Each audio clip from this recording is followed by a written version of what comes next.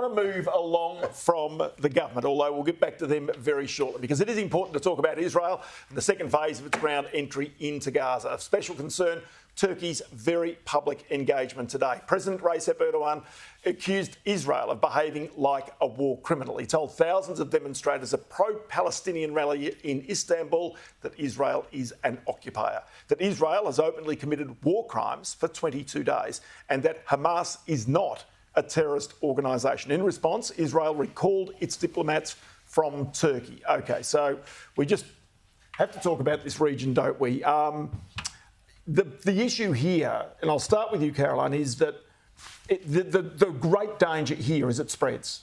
And this is always the issue. Control Hezbollah, try and make certain that Iran doesn't jump out. The Saudis have got to be on board because, when I spoke with Joe Hockey only a week or so ago, the former Washington ambassador, he was really pessimistic that this could be contained. What's your own sense now? Well, Israel doesn't have much choice except to go in and try and defeat Hamas, or at least just kneecap them as best they can, because if not, according to politics in the Middle East, they will be seen as weak, and they will all the countries, the Arab countries, will come as they have tried in the past and try to destroy Israel, which is the aim of Hamas and the aim of Iran and so many other radical Islamic regimes in the region. They do not have a choice. They also have to rescue their people and make sure that they do retaliate against those targets. So I think it's a catch-22 situation, because if they don't respond, they're seen as weak, they're seen as soft, they're seen as an easy target, as are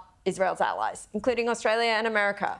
But if they do respond, of course, more Hezbollah forces come in, more from other parts of the region. It's a very difficult situation. I just don't see that they... OK, but isn't the really fundamental danger here with Erdogan talking about this, that you've got a NATO member, since 1953, a NATO member. So it's a part of the NATO alliance. That's where it becomes incredibly difficult and incredibly sensitive from a political point of view.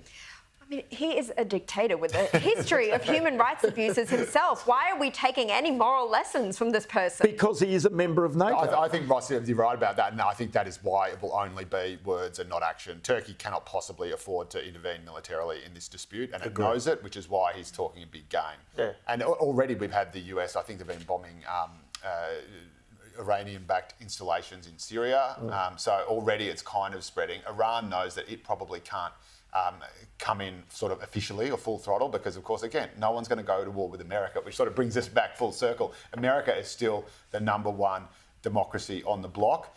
China hasn't quite knocked it off just yet, and so is it a democracy? And it is actually a democracy, and so this is why we need to be allies with the US. This is why we need to make sure the US has our back, because without that, all those cards that we were talking about 100%. Fall very, very, very quickly. And again, talking about like unseemly and unfortunate bedfellows, but one of the big reasons for this action was that Israel was about to do a deal with Saudi Arabia, having already done a deal with United Arab Emirates. And that's how all this started. That's right. And the Saudis are obviously a pretty despotic and regime with a pretty lousy human rights record as well. But sometimes you need to have these really uncomfortable alliances with people you might not much like to defeat or hold at bay a greater evil. So again, it's all part of almost all part of the same concept. So I want to bring Sophie in here because Sophie, your whole beat is media, and it goes the whole notion of image. And the images coming out are really important here. There's images, say, in Melbourne over the weekend of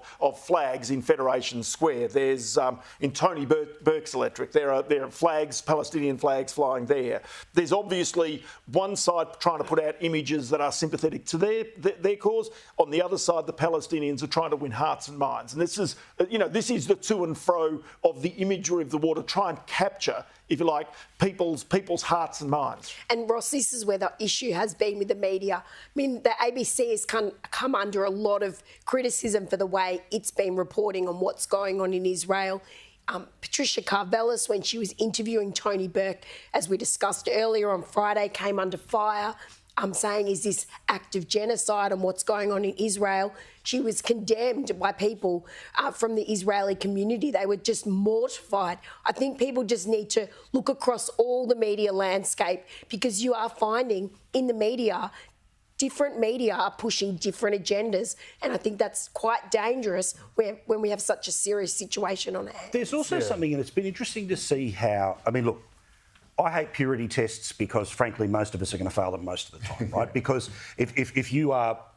Now, again, this is not sort of finding some smart-ass way to talk about Hamas in a good way, right? Fairly obvious what happened 3 weeks ago and how appalling and disgusting it is, and we all know the difference between the general citizens versus Hamas, all the rest. But what's been interesting is when, as the Western world has had a patchy response on the ground, like governmentally pretty solid, but on the protests and people stepping forward, notice that Israel have quite correctly turned around and said, well, hang on, no one said to America when trying to avenge 9/11, what about this, what about that?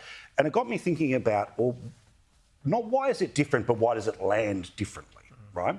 And yes, for some, it's going to be because it's Jewish people and the state of Israel that's making the point, right? We can't get around that. But there is one other very big difference, which is America started, for want of a better term, going towards losing wars when cameras started to get introduced, all right? Think about how World War II ended, right? 2 Japanese cities nuked, okay? The capacity to see what the results are of your actions were virtually invisible.